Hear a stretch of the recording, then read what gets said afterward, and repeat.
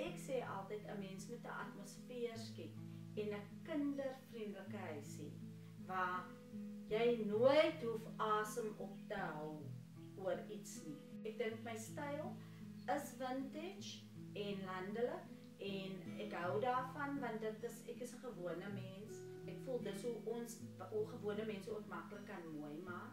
Ek sê altyd as iets nie 'n geskiedenis het nie, dan gaan dit so betekenisloos.